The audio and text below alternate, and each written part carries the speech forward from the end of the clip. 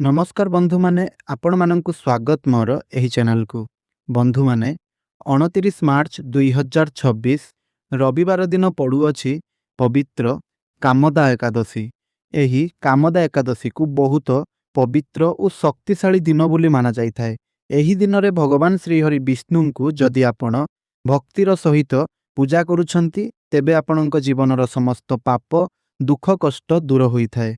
किंतु बंधु माने अनेक लोक एही पवित्र दिन रे किछि एमिति भूल करि देइथांती जहार कारणरू तांकर एही कामदा एकादशी व्रतर फल तांकु मिली पारे नाही एवं शुभ फल बदल रे अशुभ फल प्राप्त होइथाय।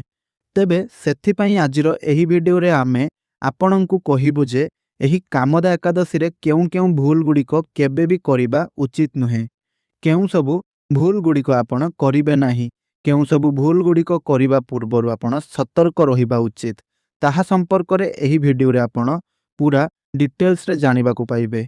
सेथिपई आपण एही वीडियोटी को शेष पर्यंत देखंतु कारण एही सूचना आपणक जीवन को बदलाई देई पारे। तेणु चलंतु आरंभ करिबा आजिर एही वीडियो को। तेबे बंधु माने कामदा एकादशी रे जेउ भूल गुड़िक करिबे नाही सेही भूल गुड़िक मध्यरु प्रथम भूलटी हेउछि एही दिन अन्न कौनसी प्रकार अन्न बा चाउल खाइबा उचित नुहे। कामदा एकादशी रे चाउल खाइबा को शास्त्र रे वर्जित करा जाई अछि। एहा करिबा द्वारा आपण करिथिबा व्रतर पुण्य फल नष्ट होई जाइथाय। एही दिन आपण फल दुग्ध और सात्विक खाद्य गुड़िक खाइबा उचित। द्वितीय भूलटी हेउछि काहा उपरे एही दिन क्रोध और खराब कथा कहिबा उचित नुहे। एही पवित्र कामदा एकादशी रे आपण काहा उपरे राग करिबा उचित होई नथाय। काहा सहित झगड़ा करिबा किंबा काहाकू खराब कथा गुड़िक कहिबा मध्य एहाकू बड़ भूल बोली माना जाइथाय। एहा द्वारा आपणक पूजार फल आपणकू मिली नथाय। तृतीय भूलटी हेउछि एही दिन शुद्धतार अवहेला करिबा। एकादशी दिन रे शरीर और मन दुईटिकू आपण पवित्र रखिबा दरकार। घर सफा न रखिबा किंबा घर को अपरिष्कार अवस्था रखी करी किंबा आपण असुचि अवस्था रही करी आपण पूजा करिबा एहाकू भूल बोली माना जाइथाय। तेणु आपण सकाळे स्नान करी सर्वप्रथमे स्वच्छ होई जांतु एवं स्वच्छ भावरे आपण पूजा करंतु। चतुर्थ भूलटी हेउछि एही दिन आपण व्रत रखी देइकि भी आपण भगवानंकु पूजा न करिबा।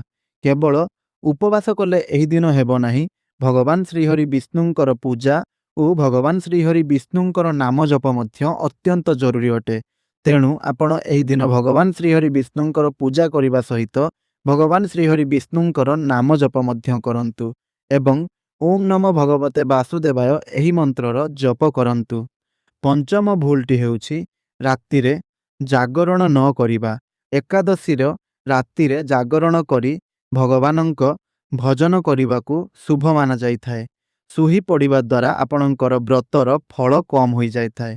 षष्ठ भूलटी हेउछि एही दिन दान न करिबा। तेबे बंधु माने एही दिन दान करिबा द्वारा आपणकू अनेक पुण्य फल मिलिथाय। एही दिन दान करिबार विशेष महत्व रही अछि।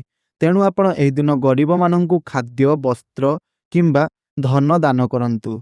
सप्तम भूलटी हेउछि एही दिन आपण मनरे खराब भावना रखिबा।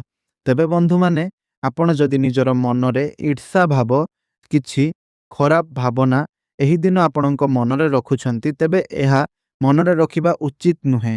मन को सफा रखंतु और भल भावरे भल धारणा सहित भल भावना सहित आपण एही दिन निजको प्रस्तुत रखंतु। तेणु बंधु माने कामदा एकादशी रे एही छोट छोट भूल गुड़िकू एड़ाई चलंतु और भगवान विष्णुंकर कृपा लाभ करंतु। जदि एही वीडियोटी आपनकू भल लगी थाए तेबे वीडियोटी को लाइक करंतु और आपणक परिवार और मित्र मानक सह शेयर करंतु। एभली वीडियो बा उपाय संपर्क रे जानिबा पई आपण हमर एही vastu tips Odia channel T को सब्सक्राइब करंतु एवं पाखरे थिबा बेल आइकन टी को दबाई दियंतु। धन्यवाद।